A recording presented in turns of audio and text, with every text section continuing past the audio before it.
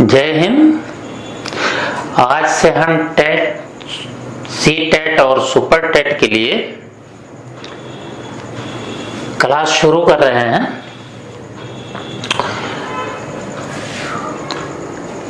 इस क्रम में सबसे पहले हम आपको शिक्षा मनोविज्ञान पढ़ाएंगे और शिक्षा मनोविज्ञान क्या है पहले इसके बारे में बताते हैं। तो देखिए, शिक्षा मनोविज्ञान में दो चीजें हैं, एक है शिक्षा और दूसरा है मनोविज्ञान। शिक्षा का मतलब क्या होता है?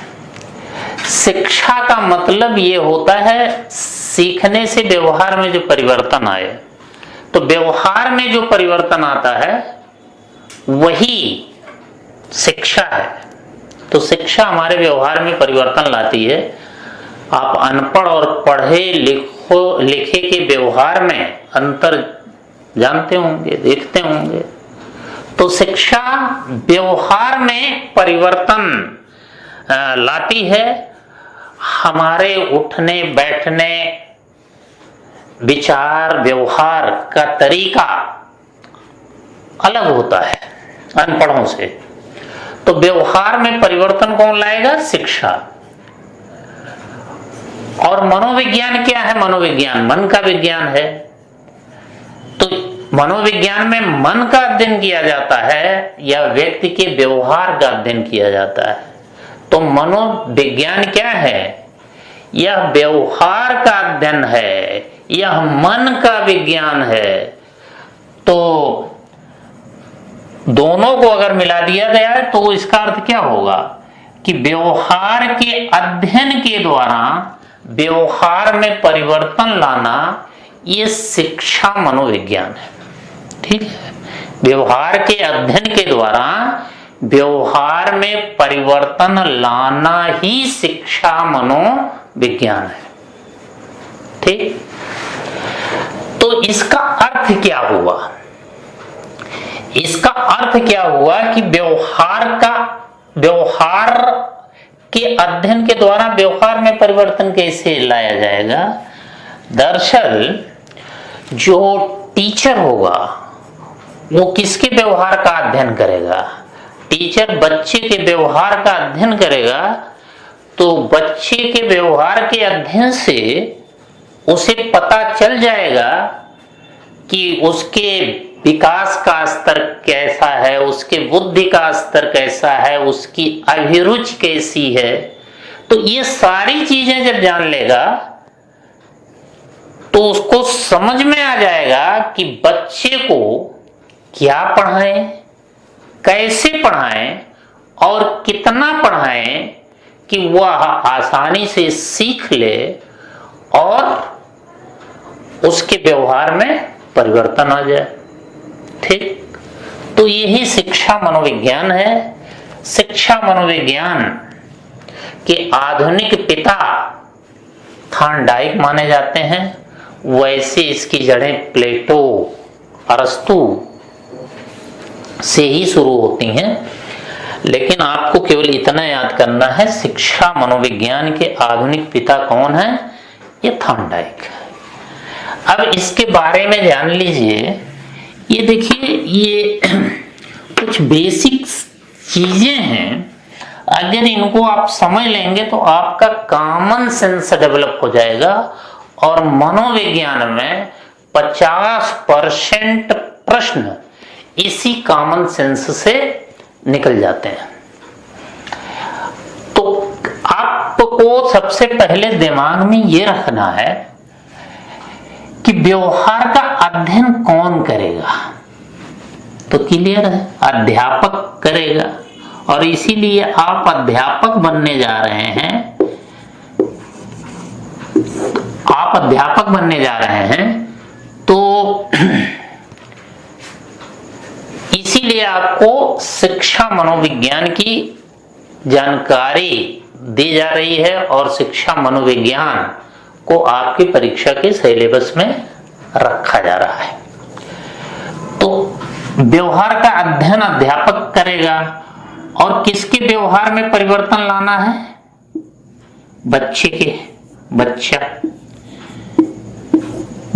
के व्यवहार में परिवर्तन लाना है। और कौन परिवर्तन लाने वाला है?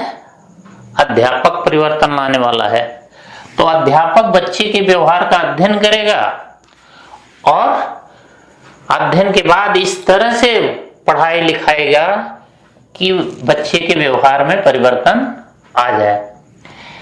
तो आपने ये देखा कि अध्यापक व्यवहार का अध्ययन करेगा। तो अध्यापक व्यवहार का अध्ययन कैसे करेगा, क्या करेगा? सबसे पहले तो ये देखेगा कि बच्चे के विकास का स्तर क्या है।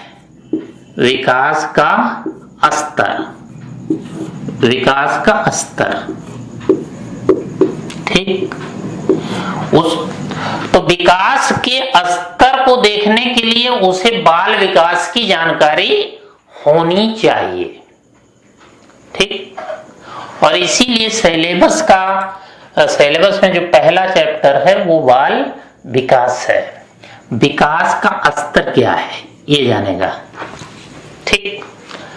अब विकास में कैसा विकास होता है ये देखिए थोड़ा विकास और वृद्धि में अंतर है। वृद्धि का मतलब मात्रात्मक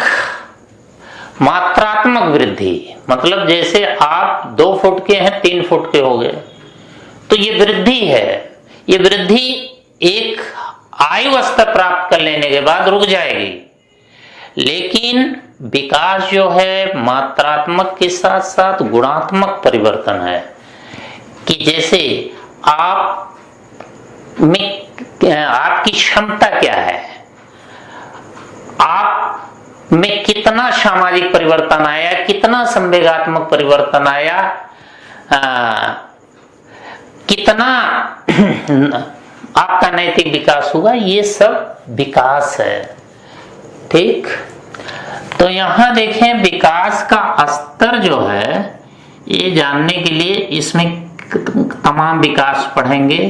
शारीरिक विकास, बाल विकास के अंतर्गत शारीरिक विकास पढ़ेंगे, विकास। और क्या पढ़ेंगे? आप पढ़ेंगे मानसिक विकास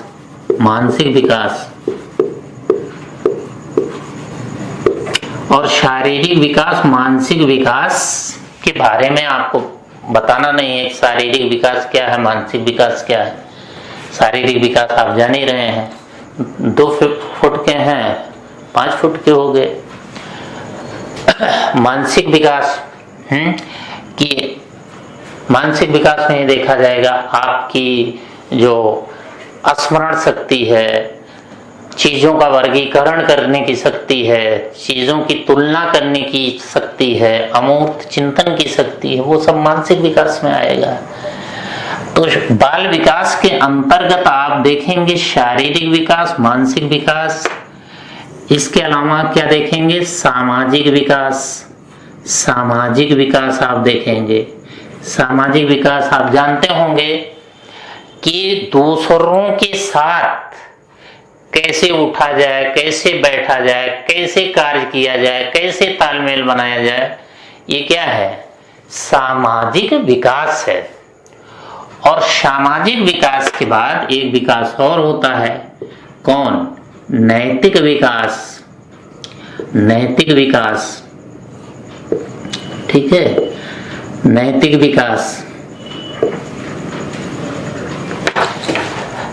विकास आप देखेंगे।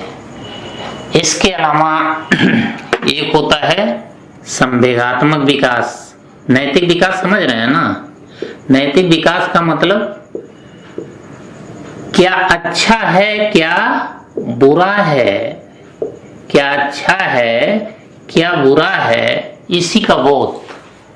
क्या राइट है, क्या रॉन्ग है, क्या करना चाहिए, क्या नहीं करना चाहिए, यही नैतिक विकास है। और संवेगात्मक विकास का मतलब वही संवेग का मतलब जो वेग से निकले, संवेग, जो वेग से निकले वही संवेग है। तो जब संवेग निकलते हैं तो हमारे हमारे अंदर शारीरिक और मानसिक परिवर्तन आ जाता है। जैसे क्रोध एक संवेग है, क्रोध निकला तो शरीर कांपने लगेगा, आंखें लाल लाल हो जाएंगी। तो एक तरह से संवेग, संवेग का मतलब उत्तेजना, ठीक है। तो क्रोध है, प्रेम है, ईर्ष्या है, डाह है, ये सब संवेग है।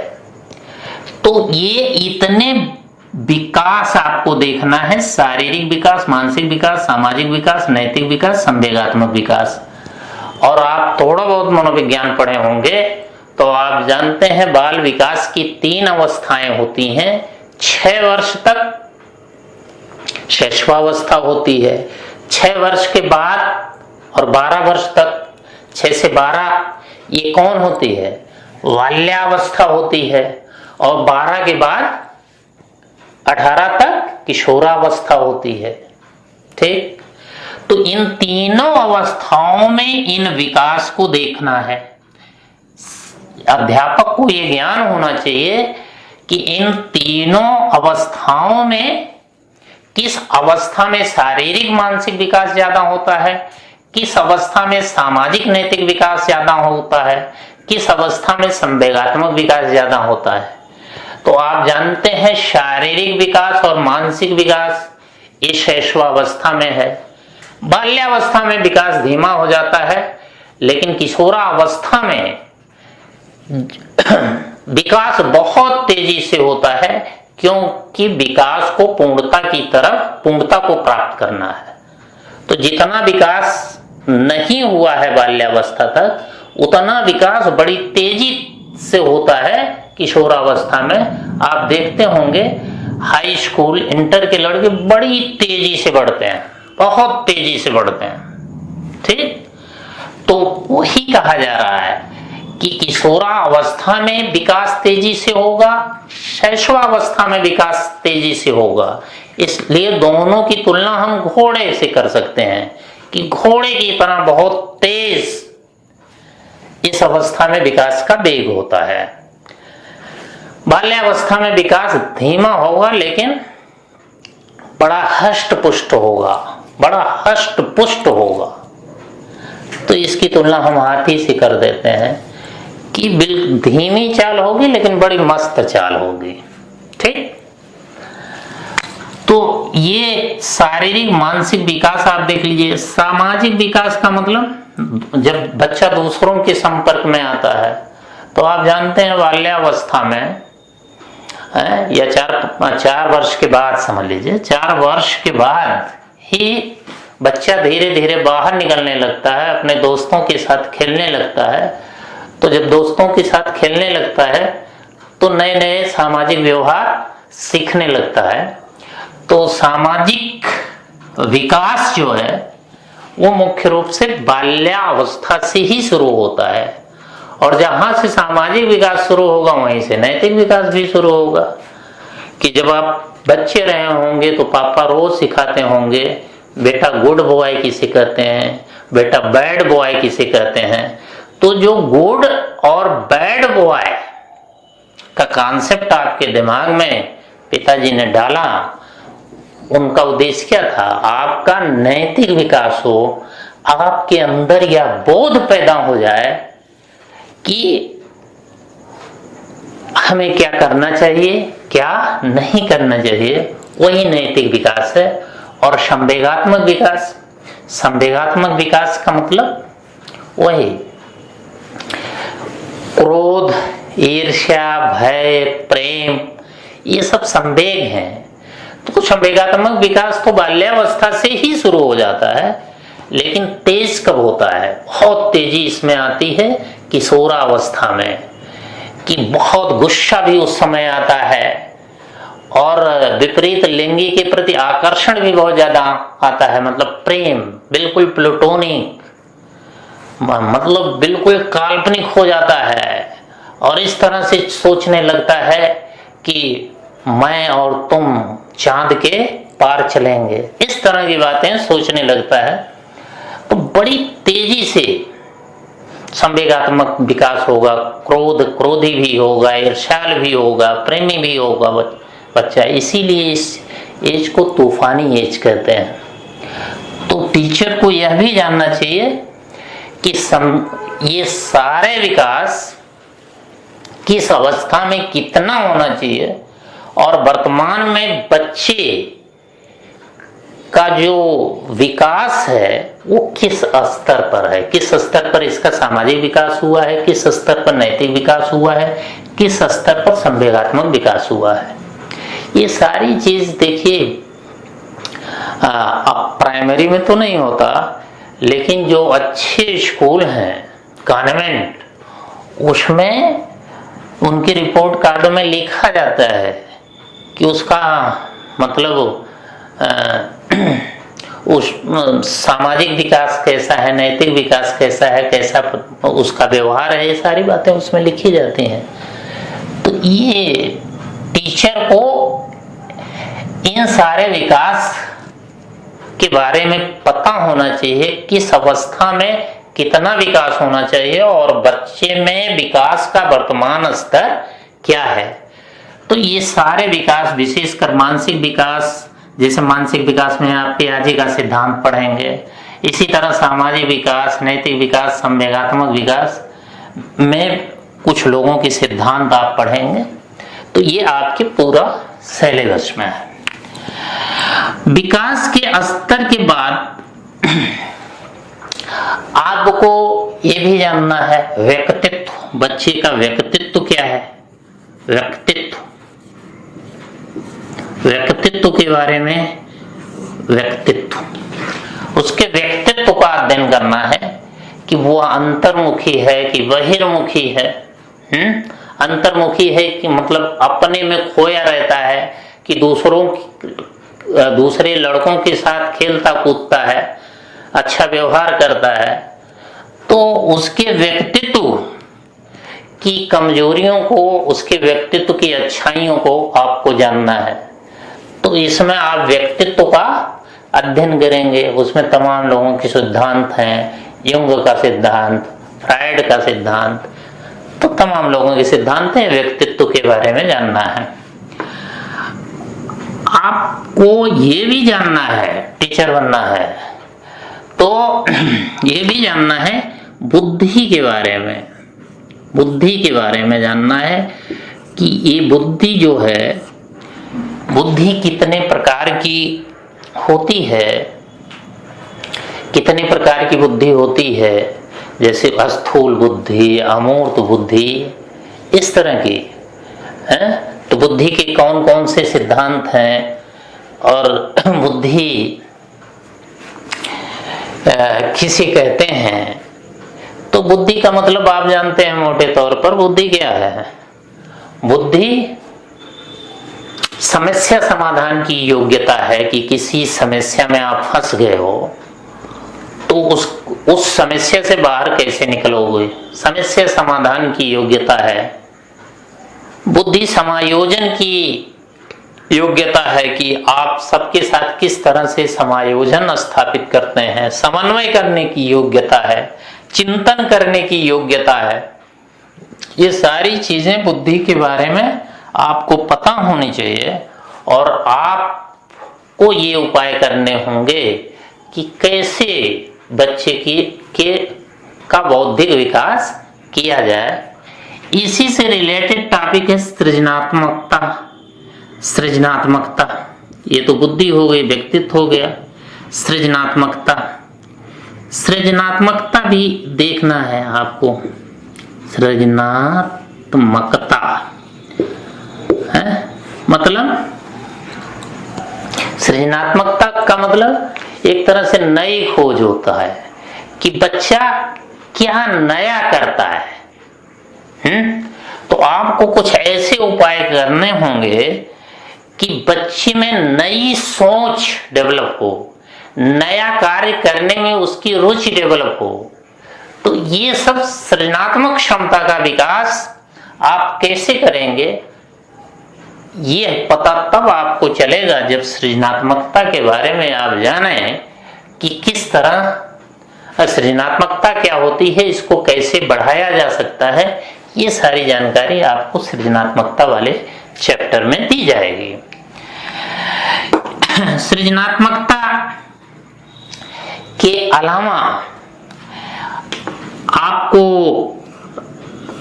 अभिप्रेरणा के बारे में जानना है। अभिप्रेरणा के बारे में जानना है कि बच्चे को कैसे प्रेरित किया जा सकता है पढ़ाई लिखाई के लिए, अच्छा काम करने के लिए। तो कैसे प्रेरित किया जा सकता है? उसको दंड देके प्रेरित किया जा सकता है कि पुरस्कार देके प्रेरित किया जा सकता है। तो ये अभिप्रेरणा वाले चैप्टर में आप पढ़ेंगे तो इससे आपको ज्ञान हो जाएगा कि हम कैसे बच्चे को प्रेरित करें। और जो सबसे बड़ी चीज है वो है अधिगम। अधिगम, अधिगम का मतलब आप जानते हैं? अधिगम का मतलब क्या होता है? अधिगम का मतलब सीखना होता है, सीखना। तो अधिगम वाला चैप्टर पढ़ेंगे तो अधिगम में आप जानेंगे कि अधिगम या बच्चे को आप सिखाने जा रहे हैं तो उसके लिए क्या क्या, अधिगम के लिए क्या क्या जरूरी है, जरूरी चीजें हैं, सीखने के लिए क्या क्या चीजें जरूरी हैं। जैसे सीखने के प्रति बच्चे में रुचि नहीं पैदा होगी, बच्चा सीखने के लिए तत्पर नहीं होगा तो आप सिखा पाएंगे? तो रुचि है, तत्परता है, अभ्यास है, खूब अभ्यास कराइए तो ये चीजें सीखने में मदद करेंगी। इसके अलावा आप जबरियन सिखा रहे हैं उसको, जबरियन सिखा रहे हैं, उसका सीखने का मूड नहीं है, मतलब छठे घंटे तक उसका एकदम मूड खराब हो गया, अब जो भी पढ़ा रहे हैं उसके अंदर भेजे में नहीं घुस रहा है, तो इसका मतलब क्या है? उसके अंदर अधिगम पठार बन गया है। अब चाहे जितना आप पढ़ाइए उसके भेजे में घुसने वाला नहीं है। तो इस अधिगम पठार को आप कैसे दूर कर सकते हैं? ऐसे दूर कर सकते हैं कि जो लास्ट घंटा है उसमें खेल कूद का प्रोग्राम रख दीजिए। खेल कूद का प्रोग्राम रख देंगे तो बच्चे का थोड़ा सा इंटरेस्ट जगेगा उसमें, अधिगम पठार उसका दूर होगा है। या कहानी वगैरह क्लास में बताइए कुछ जिससे अधिगम पठार दूर हो। अधिगम में ये सारी चीज भी पढ़ेंगे। अधिगम स्थानांतरण, कैसे एक चीज सिखा के दूसरी चीज सिखाया जा सकता है। जैसे मान लीजिए आप कार चलाना जानते हैं, अगर आप कार चलाना जानते हैं तो ट्रक चलाना, बस चलाना सीख सकते हैं कि नहीं? मोटरसाइकिल चलाना जानते हैं तो कार चलाना आसान हो जाएगा। तो एक चीज सिखाकर दूसरी चीज, दूसरी ऊंची चीज, कठिन चीज जब आप सिखाते हैं तो इसी को ऊर्ध्व अधिगम स्थानांतरण कहते हैं। ठीक, कि मतलब एक ज्ञान को सिखाकर दूसरा ज्ञान आसानी से कैसे सिखा दिया जाए। ठीक है, तो ये अधिगम स्थानांतरण होता है। तो ये कई तरह का होता है। ऊर्ध्व अधिगम स्थानांतरण, क्षैतिज अधिगम स्थानांतरण, कि जैसे एक चीज सिखा दिया उसी के समान दूसरी चीज वो अपने आप सीख जाएंगे, आसानी से सीख जाएंगे। कि अगर परवल आलू की सब्जी आप बनाना जानते हैं तो आप आलू और सोयाबीन की सब्जी भी आसानी से बना लेंगे। तो ये क्षैतिज अधिगम स्थानांतरण है। ये सारी चीजें आपको अधिगम वाले चैप्टर में पढ़नी है। इसके अलावा कि अधिगम कैसे होता है, कैसे बच्चा सीखता है, इसके लिए तमाम सिद्धांत दिए गए हैं।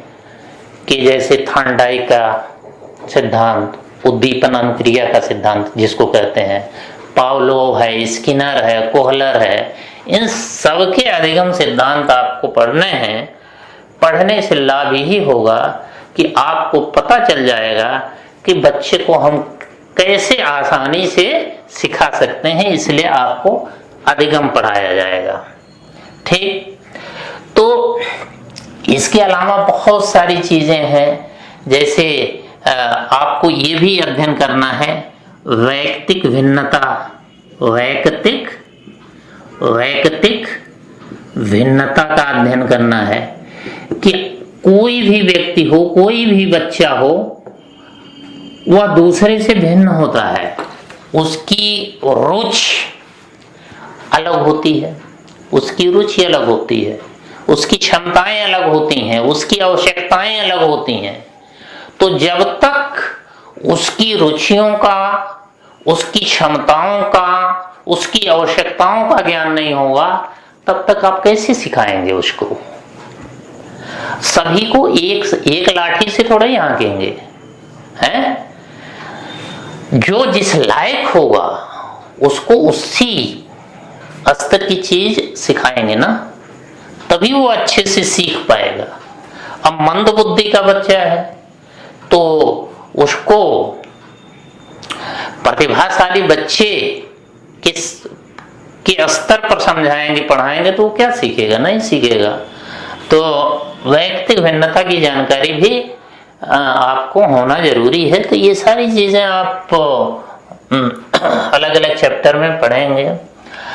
अब देखिए, इन सारी चीजों की जानकारी से आपको फायदा क्या होने वाला है? एक अध्यापक को फायदा क्या होने वाला है? इससे फायदा ये होने वाला है, इन सारी चीजों से आपको फायदा क्या होने वाला है? पहला फायदा यही होने वाला है, आप पाठ्यक्रम का निर्धारण कर सकेंगे। पाठ्यक्रम के निर्धारण में मदद हो जाएगी, निर्धारण में मदद करेगा ये। निर्धारण में मदद मतलब जो बच्चे आपको पढ़ाने को मिले हैं वो किस स्तर के हैं, जब इन सब चीजों का अध्ययन करेंगे तो आपको पता चल जाएगा। तो आप उनके लिए पाठ्यक्रम का निर्धारण आसानी से कर सकेंगे कि भाई कितना उनको पढ़ाया जाए और क्या पढ़ाया जाए। दूसरा, शिक्षण विधियां आपको ज्ञात हो जाएंगी कि किस शिक्षण विधि से इनको पढ़ाया जाए। तो तमाम शिक्षण विधियों की जानकारी भी आपको दी जाएगी। तो जब ये अध्ययन कर लेंगे इन चीजों का, तो उसमें से आप आसानी से शिक्षण विधियों का चुनाव कर सकेंगे। तो शिक्षण विधियों का चुनाव ये आसानी हो जाती है शिक्षा मनोविज्ञान पढ़ने से। ठीक, शिक्षण विधियों का चुनाव। शिक्षण विधि का मतलब तमाम शिक्षण विधि होती है, आप सुने होंगे। कहानी विधि से सिखाएं उनको, कहानी विधि से सिखाएं उनको, या खेल विधि से सिखाएं, हैं? तो अब या पर्यटन घुमाकर, मतलब प्रदेशों की सैर कराकर, ये पर्यटन विधि से, इससे सिखाएं। तो तमाम विधियां हैं, शिक्षण विधियां हैं सिखाने की। तो बच्चों का जो स्तर है उसी के स्तर पर, उस स्तर को ज्ञात करके आप शिक्षण विधियों का चुनाव कर सकते हैं। ठीक है, आपको शिक्षण सूत्रों के चुनाव में भी आसानी होगी। शिक्षण सूत्र, शिक्षण सूत्रों का चुनाव। सूत्र, शिक्षण सूत्र का मतलब स्थूल से सूक्ष्म की ओर पढ़ाएं। मतलब चीजों को दिखाकर, कुछ चीजों को दिखाकर हम अमूर्त चीजों के बारे में, जो चीज नहीं दिखती उसके बारे में बताएं। ज्ञात से अज्ञात की ओर बढ़े, समझ रहे हैं? प्रत्यक्ष से अप्रत्यक्ष की ओर बढ़े। तो कौन सा शिक्षण सूत्र अपनाएं, ये सब शिक्षा मनोविज्ञान से जानकारी आपको हो जाएगी। इसके अलावा और क्या, समावेशी शिक्षा। समावेशी शिक्षा के बारे में आपको जानकारी मिल जाएगी। समावेशी शिक्षा, समावेशी शिक्षा का मतलब जब आप शिक्षा मनोविज्ञान पढ़ लेंगे तो आपको ये जानकारी हो जाएगी कि जो समस्याग्रस्त बालक हैं, जैसे मान लीजिए अपराधी किस्म के बालक हैं, विकलांग बालक हैं, मंदबुद्धि बालक हैं, प्रतिभाशाली बालक हैं, इनको अलग अलग पढ़ाया जाए तो एक साथ पढ़ाया जाए तो आपको पता चलेगा कि इनको एक साथ पढ़ाया जाए तो इनको एक साथ पढ़ाने से इनमें कई तरह का विकास होगा। जैसे अगर विकलांग बच्चों को अन्य सामान्य बच्चों के साथ पढ़ाया जाएगा तो उनका सामाजिक विकास थोड़ा सा बढ़ेगा, उनके अंदर इंफीरियरिटी कॉम्प्लेक्स नहीं आएगा। जब अन्य बच्चों के साथ रहेंगे, अन्य बच्चों के साथ की तरह समान व्यवहार किया जाएगा तो उनका जो है इंफीरियरिटी कॉम्प्लेक्स गायब होगा। इसी तरह जो ऊंची जात के बच्चे हैं जब निम्न जात के बच्चों के साथ पढ़ेंगे तो क्या है, उनमें एक समरसता आएगी। तो उसी के लिए समावेशी शिक्षा है। समावेशी शिक्षा ये कहती है कि सबको एक साथ एक स्कूल में एक क्लास में पढ़ाया जाए, चाहे कोई अमीर हो चाहे गरीब हो, चाहे सामान्य बालक हो चाहे समस्याग्रस्त बालक हो, सब एक साथ पढ़ें, वही समावेशी शिक्षा है। इसके तो यही है। तो कुल मिलाकर शिक्षा मनोविज्ञान से आपको लाभ क्या होगा? शिक्षा मनोविज्ञान से क्या लाभ होगा, इसका क्या महत्व है? इससे यही पता चल जाएगा। इससे क्या निष्कर्ष निकलता है? निष्कर्ष यही निकलता है कि बच्चे को क्या कैसे बच्चे को क्या, यहां लिख दें, क्या कैसे और कितना पढ़ाया जाए, कितना पढ़ाया जाए, ठीक है, ये पता चल जाएगा। पढ़ना कैसे रुचिकर बनाया जाए,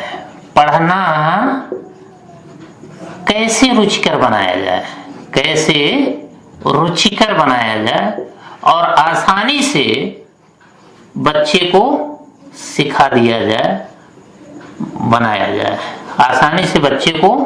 सिखा दिया जाए, जिससे बच्चे के व्यवहार में परिवर्तन आए, वह समाज का एक जिम्मेदार व्यक्ति बन सके, उसकी योग्यता, उसकी क्षमता वो परिवार, समाज और देश के काम आए, कैसे उसका को एक अच्छा नागरिक बनाए। तो यही शिक्षा मनोविज्ञान है। तो आपने देखा कि शिक्षा मनोविज्ञान की परिभाषा के बहाने हमने पूरा पाठ्यक्रम आपको बता दिया है। यही इतना आपका पाठ्यक्रम है कि आपको विकास वाले चैप्टर में शारीरिक विकास, मानसिक विकास, सामाजिक विकास, नैतिक विकास, संवेगात्मक विकास, ये बाल विकास की अवस्थाओं के अंतर्गत देखना है। बाल विकास के अंतर्गत, बाल विकास का मतलब वही शैशवावस्था, बाल्यावस्था और किशोरावस्था, इसके अंतर्गत ये सारे विकास देखना है। व्यक्तित्व, बुद्धि, सृजनात्मकता, अभिप्रेरणा, अधिगम, वैयक्तिक भिन्नता, ये शिक्षण विधियां, शिक्षण सूत्र, समावेशी शिक्षा, और दो एक चैप्टर और है, विद्यालय प्रबंधन, सूक्ष्म शिक्षा। तो सूक्ष्म शिक्षण, विद्यालय प्रबंधन, ये सारी चीजें हैं। तो ये सुपर टेट के सिलेबस में है। तो ये सारी चीजें आपको बताई जाएंगी। तो एक तरह से हमने मोटा मोटा सिलेबस आपको बता दिया, ठीक। तो अब ऐसा करते हैं कि हम 2-3 दिन में पूरा जितना सिलेबस हमने बताया इसके बारे में थोड़ा थोड़ा हम बता देंगे। तो आप देखेंगे कि 2-3 दिन में आप 50% से ज्यादा शिक्षा मनोविज्ञान समझ जाएंगे, 50% से ज्यादा। और सवाल भी करने लगेंगे कि अगर आपके 50% सवाल हल हो जाएंगे कुल मिलाकर 2-3 दिन में, ठीक। अब ये शिक्षा मनोविज्ञान और पर्यावरण ये हम पढ़ाएंगे और वही हमारी पुरानी टीम रहेगी। संस्कृत निर्मोही सर पढ़ाएंगे और संस्कृत के विद्वान हैं, जान ही रहे हैं। इसके अलावा हिंदी है और गणित है, तो हिंदी के हमारे बहुत अच्छे टीचर मिल गए हैं, नए टीचर हैं, वो पढ़ाएंगे। और मतलब कुल मिलाकर वही पुरानी टीम रहेगी। पुरानी टीम का मतलब केवल हिंदी के टीचर ही बदलेंगे, हिंदी के टीचर बदलेंगे और मैथ में हो सकता है 2 टीचर रहें, हिंदी के टीचर बदलेंगे। तो आप रजिस्ट्रेशन शुरू है, आप रजिस्ट्रेशन करा सकते हैं और ये विश्वास रखिए आपको ऐप पर पढ़ाया जाएगा। ऐप पर पूरा पीडीएफ मिलेगा, नोट्स मिलेगा और चैप्टर वाइज टेस्ट होता रहेगा। तो एक तरह से जो ऑफलाइन क्लास है उससे अच्छा आपका ऑनलाइन होगा, ठीक। और जो भी जानकारी आपको चाहिए आप फोन से कांटेक्ट कर लीजिएगा। डिस्क्रिप्शन में फोन नंबर है ही है और आप लोग जानते भी होंगे। तो कोई नई कोचिंग तो है नहीं, नए टीचर हम है नहीं, सारी बातें हमारे बारे में जानते होंगे। तो आपको अगर अच्छा लगा हो तो सब्सक्राइब कर दीजिएगा और लोगों को बता दीजिएगा, ठीक। तो इसी के साथ धन्यवाद।